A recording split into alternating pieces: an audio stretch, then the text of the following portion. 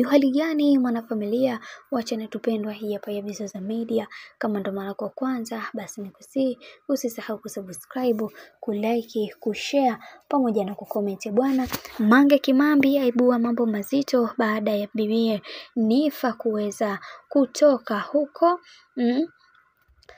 baada ya bibiye Niffer kutoka huko gerezani. Kitu ambacho alichoweza kukisema Mange Kimambi, alisema kwamba nilishawaambia toka awali kwamba bibiye Niffer hataweza kutoka, lakini mliendelea kunibishia. Lakini mnachotakiwa kuweza kuelewa ni kwamba yule mtu ni mtu ambaye ana umuhimu sana katika serikali, hivyo hawezi kuruhusiwa kila rahisi kama hivyo ambavyo mnavyofikiria. Hivyo yawapasa kuweza kuwa makini na kuweza kuhakikisha kila kitu kinakwenda kuwa sawa kwa upande wenu, na pia mnatakiwa kuweza kutambua thamani zenu kwa kipindi hiki, na pia mnatakiwa kuweza kujua ni namna gani ambavyo mnatakiwa kuweza kuishi na hawa watu. Lakini nyie mmekuwa watu ambao hamtaki kabisa kuweza kutambua thamani ya watu, na mimi siku zote nimekuwa nikiwaambia kwamba mnatakiwa kuweza kutambua ni namna gani ambavyo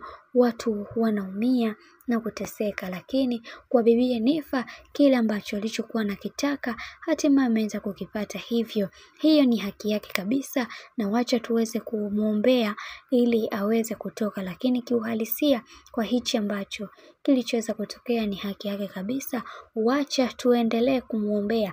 Huenda Mungu wa mbinguni akamsimamia na kila kitu kwa upande wake kikawe kuwa sawa, kwa sababu kuna vitu vingi ambavyo vinavyoendelea, na binafsi kwa upande wangu sikuweza kuvitegemea kama vingeweza kutokea. Lakini mambo ndo kama hivyo ambavyo tunavyojionea wenyewe kwamba bibiye Niffer na yeye ameweza kurudishwa gerezani, na watu wengi waliweza kutamani kuweza kumuona bibiye Niffer akirudi uraiani. Lakini Mange Kimambi alishaweza kusema kitambo sana kwamba bibiye huyu Niffer hawezi kurudi uraiani.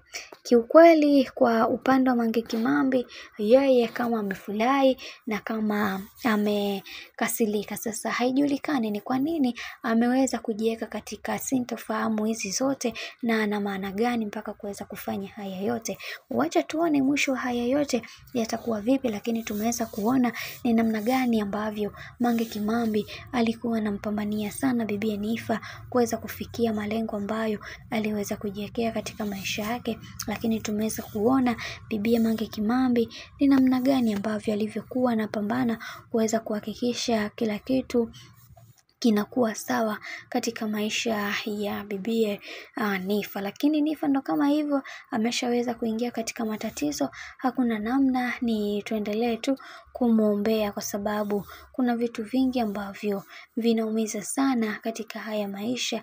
Hivyo tupaswa kuweza kuwa makini na kusimama katika misingi yetu iliyo bora, kuweza kuhakikisha kila kitu kinakuwa sawa. Tunaamini swala la muda, huenda bibiye Niffer katoka muda wowote, saa yoyote. Sasa haya maombi kwa haya bibiye Mange Kimambi, watu wengi wameweza kufurahikiwa nayo, na wengi wao waliweza kumsifu sana kwa namna zao tofauti. Bwana, mambo ni mengi sana kuhusiana na haya yote ambayo yanayoendelea kwa wakati huu. Mimi nikusihi kitu kimoja, kama ndo mara kwa kwanza kufuatilia channel tupendwa hii hapa ya Bizoza Media, basi nikusihi usisahau kusubscribe, kulike, kushare pamoja na kucomment.